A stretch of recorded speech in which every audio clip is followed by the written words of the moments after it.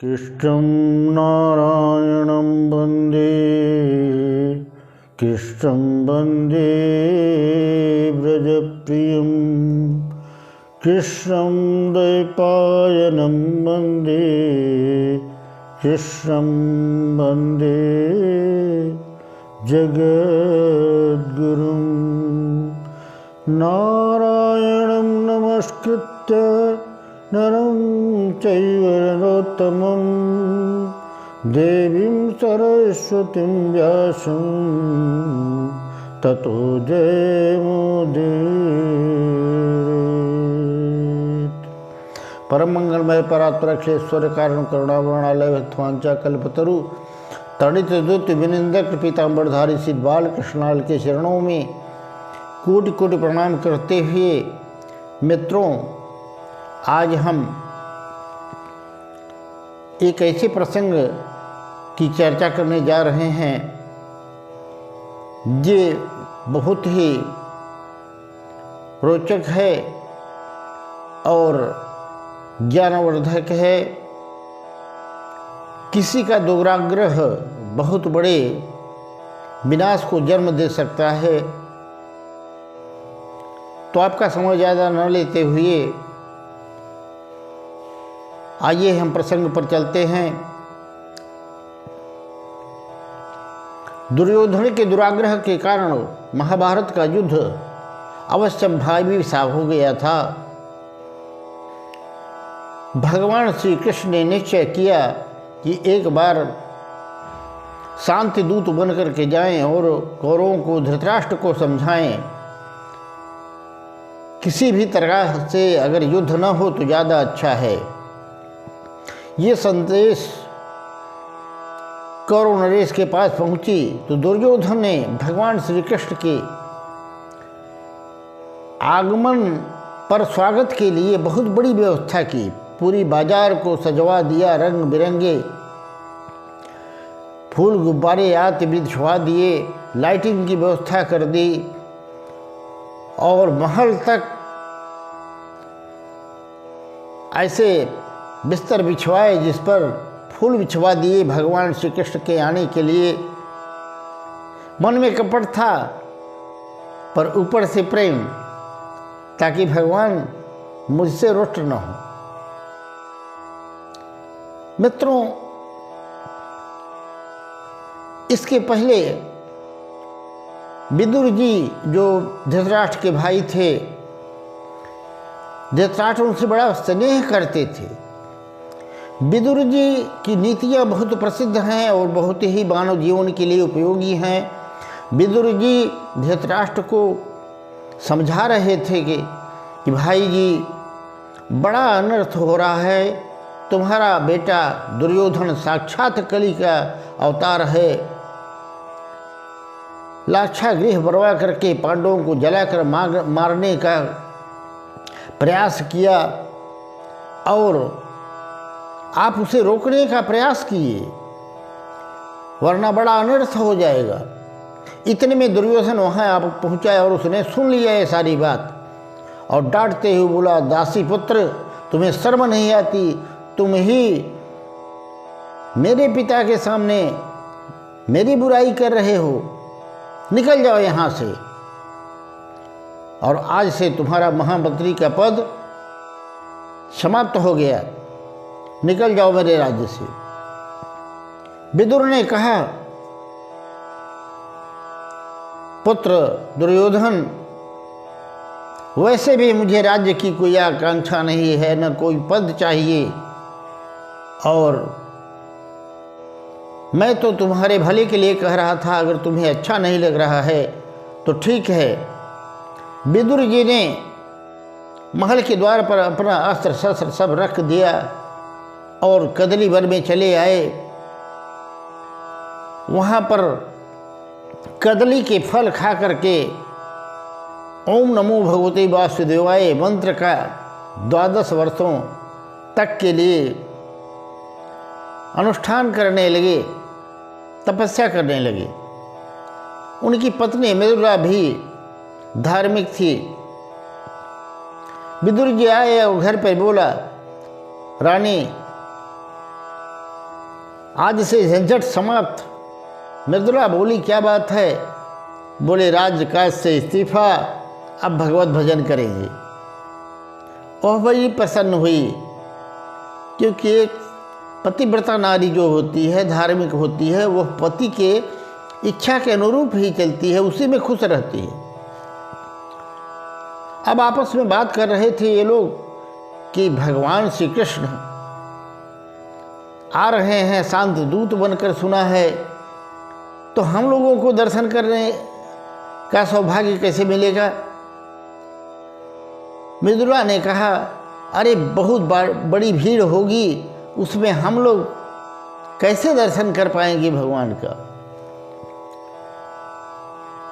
तब विदुर जी ने कहा, अरे तुम बड़ी भोली हो, अरे हम नहीं देख पाएंगे तो क्या हुआ, वो तो हमें देख ही लेंगे। सहस्त्र से पुरुष सहस्त्राक्ष सहस्त्रपात, वो तो सब कुछ देख लेते हैं और वो देख लेंगे, बस हम धन्य हो जाएंगे, हम देखें ना देखें। आखिर वह दिन आ ही गया। भगवान श्री कृष्ण और अपने रथ में सवार होकर के आ रहे हैं धृतराष्ट्र के राजमहल की तरफ। भगवान ने देखा बनावटी सजावट सब समझ गए और चारों तरफ से जय जयकार हो रही थी। द्वारिकाधीश भगवान श्री कृष्ण की जय हो, द्वारिकाधीश भगवान श्री कृष्ण चंद्र की जय हो। भगवान महल में पहुंच गए, जहाँ पर भीष्म पितामह द्रोणाचार्य कृपाचार्य राजा धृतराष्ट्र सभी बैठे हुए थे। जा कर के धृतराष्ट्र को प्रणाम किया, पितामह को प्रणाम किया, द्रोणाचार्य को प्रणाम किया। मित्रों, भगवान ही क्यों न हो, पर बड़ों को प्रणाम करना चाहिए, ये आदर्श भगवान ने सिखाया है। प्रणाम करने के उपरांत धृतराष्ट्र बोले कि प्रभु, आप अपने आने का हेतु बताएं, पांडवों की तरफ से क्या प्रस्ताव लाए हैं? भगवान श्री कृष्ण ने कहा, देखो राजा, अगर महाभारत का युद्ध हुआ तो अनेकों वीर मारे जाएंगे, अनेक पत्नियां विधवा हो जाएंगी, धरती खून से लाल हो जाएगी, तुम्हें क्या मिलेगा?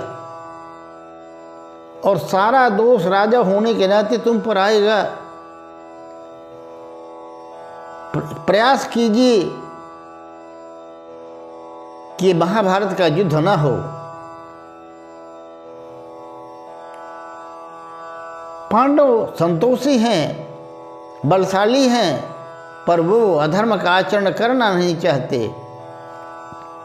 इतने में दुर्योधन उठ खड़ा हुआ, तो बोलिए, आप कौन सा प्रस्ताव लाए हैं पांडवों की तरफ से? भगवान ने कहा, मैं पांडवों की तरफ से किसी की तरफ से कोई प्रस्ताव नहीं लाया हूँ, मैं स्वयं अपना प्रस्ताव लाया हूँ, जनहित के लिए, जन कल्याण के लिए। और सुनो दुर्योधन, तुम एक काम करो, इंद्रप्रस्थ पांडवों को लौटा दो। अरे इंद्रप्रस्थ तो कदापि नहीं दे सकता, और कोई प्रस्ताव हो तो बताइए। तब भगवान ने कहा कि देखो, तुम्हारा ये दुराग्रह जो है, ये युद्ध को निमंत्रण दे रहा है, अच्छी बात नहीं है। दुर्योधन, विचार करो। और जहाँ तक दूसरे प्रस्ताव की बात है, तो मुझे विश्वास है कि मैं जो कह दूंगा पांडव अवश्य मान लेंगे, और मेरी तरफ से तुम उन्हें 5 गांव दे दो, वो संतुष्ट हो जाएंगे, मैं मना लूंगा। युद्ध नहीं होगा, रक्तपात नहीं होगा। दुर्योधन ने कहा, सुच्यग्रम नैव दास्यामि बिना युद्धेन केशव। मैं सुई के नोक के अग्रभाग के बराबर भी जमीन पांडवों को नहीं दे सकता। भगवान ने कहा, तो तुम ये अनर्थ कर रहे हो। दुर्योधन ने कहा, तुम पांडवों का पक्ष लेने आए हो शांत दूत बनकर, ये दूत का व्यवहार है, तुम पांडवों का पक्ष ले रहे हो।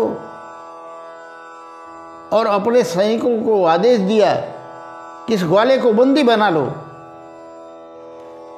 जैसे ही उसने आदेश दिया, सारे दरबारी अचंभित हो गए। भीष्म, पितामह, द्रोण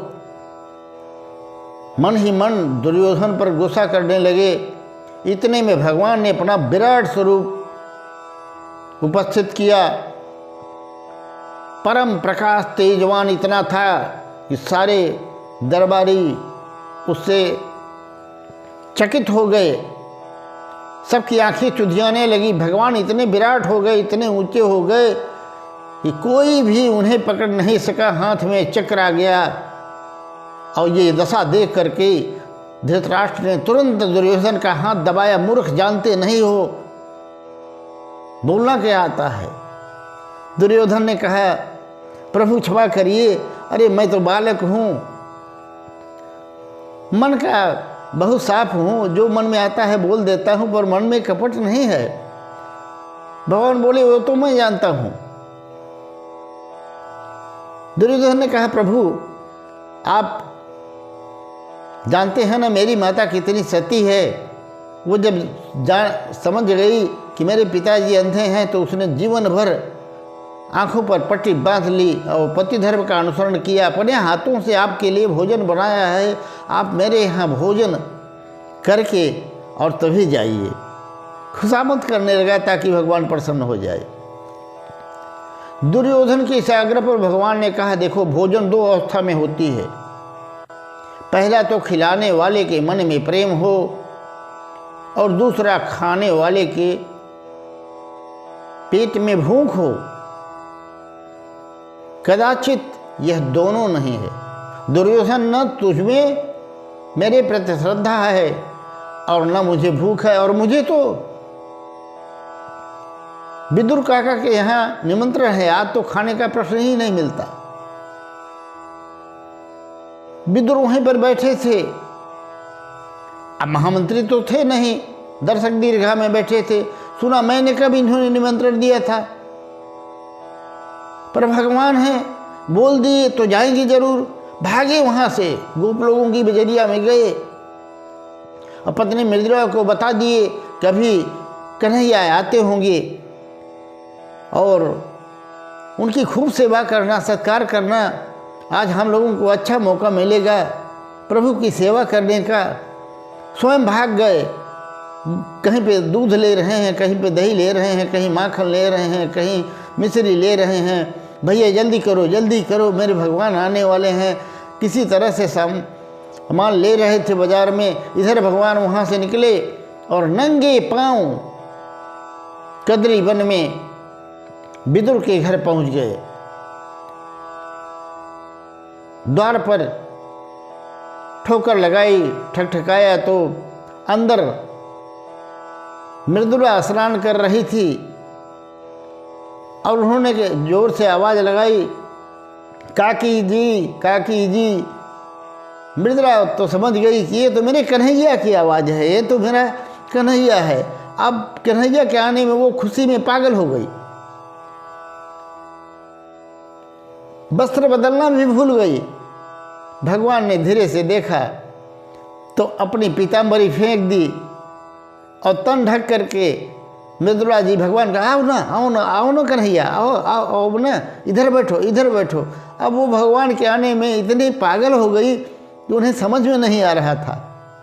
आंगन में पीढ़ा भी बिछाने लगी तो यहाँ बैठो, नहीं ये जगह साफ नहीं है, यहाँ बैठो, ये जगह साफ नहीं, यहाँ बैठो। और पाटा भी बिछाया तो भी उल्टा बिछा दिया। भगवान तो बैठ गए। प्रेम के भूखे हैं भगवान। और पेट पर हाथ फिराते हुए बोले, माताजी बड़ी भूख लगी है, कुछ खाने को नहीं मिलेगा। अब मृदुला घर में क्या था, दौड़ी गई, घर में कुछ नहीं मिला तो कुछ कदली के फल थे, उस टोकरी को दौड़ करके ले आई और भगवान के सामने रख दिया। पत्तल भी बिछाया तो भी उल्टा। प्रेम में कुछ भी नहीं पता चल रहा है सही हो रहा है कि गलत हो रहा है। और स्वयं अपने हाथ से बैठ करके भगवान के प्रेम में इतनी मग्न हो गई थी कि उन्हें भान नहीं हो रहा था कि मैं क्या कर रही हूँ। केला छीलती जाएं, केले के गुदे को फेंकती जाएं और छिलके को भगवान को पकड़ाती जाएं। भगवान खाते गए और पूछती जाएं कैसा लग रहा है, कैसा लग रहा है। भगवान बोले बहुत मीठा है, बहुत मीठा है, बहुत मीठा है। कम से कम हजारों छिलके खा गए भगवान। अब भगवान है, पेट में गड़बड़ी तो होनी नहीं है। खा ही रहे थे कि बाहर से विदुर जी आ गए, मेवा मिष्ठान सारा सामान लेकर के आ गए और बुलाए, अरे जल्दी आओ, कन्हैया बोले थे विदुर काका के यहाँ निमंत्रण है, जल्दी करो सामान बनाओ, आते ही होंगी। मृदुला ने आके दरवाजा खोला, आते होंगे कि आकर के बैठे हैं, कब से आए हैं। अरे आ गए। विदुर जी जाकर के देखें तो भगवान उल्टे पाटे पर बैठे छिलके खा रहे हैं। अरे पगली, ये क्या किया तुमने, मेरे प्रभु को छिलके खिला रहे हो। मृदुला ने कहा, अरे ये छिलका था, मुझे तो मालूम ही नहीं पड़ा।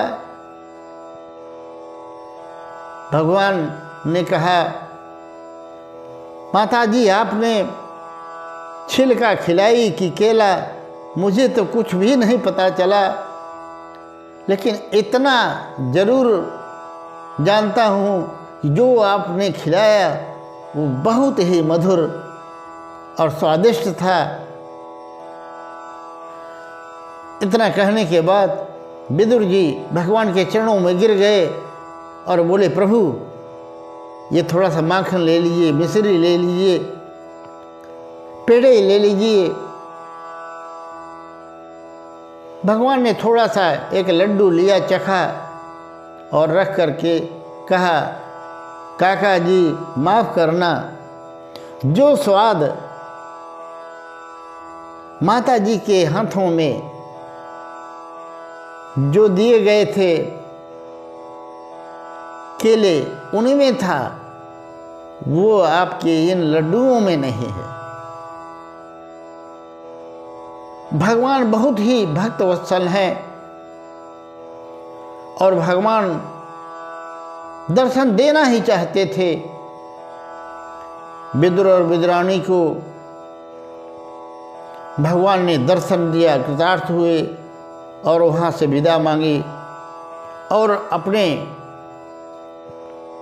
द्वारिकापुरी में चले गए।